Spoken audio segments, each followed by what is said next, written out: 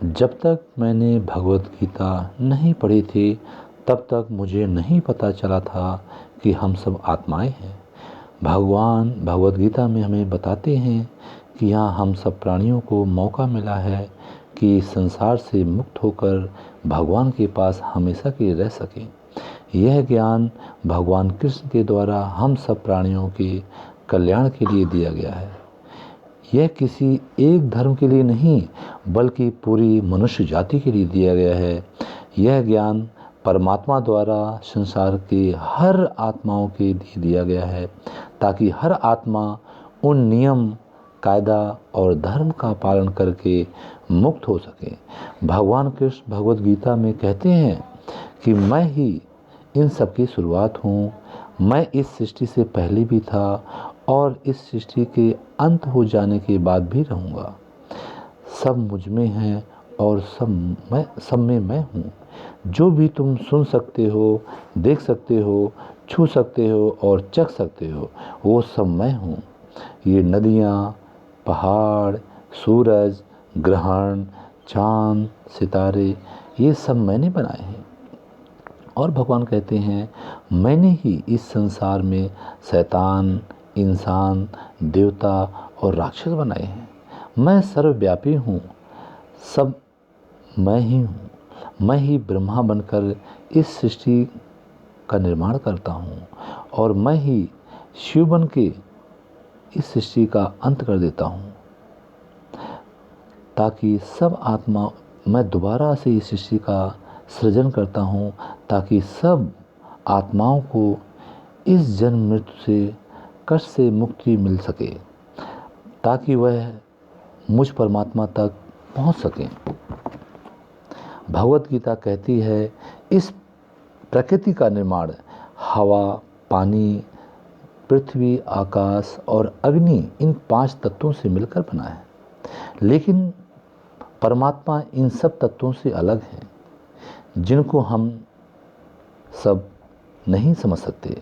भगवान अपना विराट रूप देखने के लिए अर्जुन को दिव्य नेत्र दिए ताकि वो विराट रूप देख सके।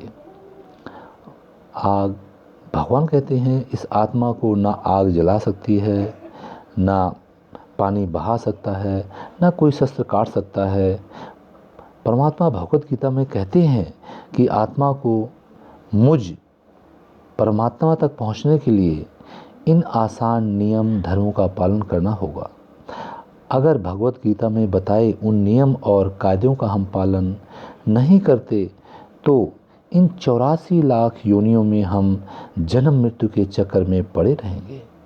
हर आत्मा को इस धरती पर इसलिए भेजा जाता है ताकि वह अपने तामसिक गुणों से मुक्त होकर सात्विक गुणों को ग्रहण कर सके। तामसिक गुणों वो होते हैं जो हमें और दूसरों को नुकसान पहुंचाते हैं। सात्विक गुण वो होते हैं जो संसार में प्रेम फैलाते हैं, सबका भला सिखाते हैं।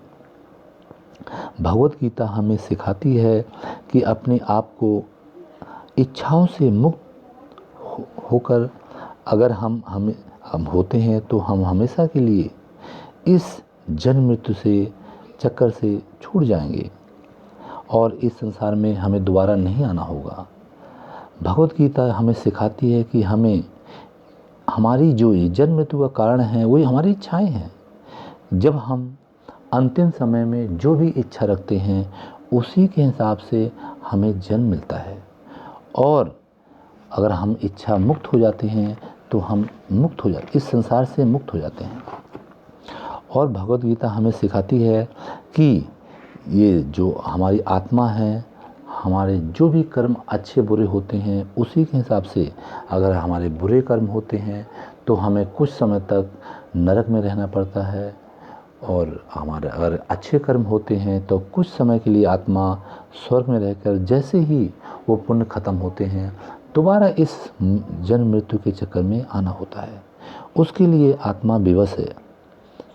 अगर हम इस जन्म मृत्यु के चक्कर से मुक्त होना चाहते हैं तो भगवत गीता के बताए हुए नियम कायदों का हमें पालन हर हाल में करना होगा। अपने मन को ध्यान को परमात्मा से लगाना, इसे ध्यान योग कहते हैं। और अपने अच्छे कर्मों के द्वारा परमात्मा तक पहुंचना, इसे कर्म योग कहते हैं। भगवान भगवत गीता में समझाते हैं, अगर तुम्हें कुछ भी समझ में नहीं आता तो तुम मेरी शरण में आ जाओ, मैं उन सब पापों से तुम्हें मुक्त करके अपनी शरण में ले लूँगा।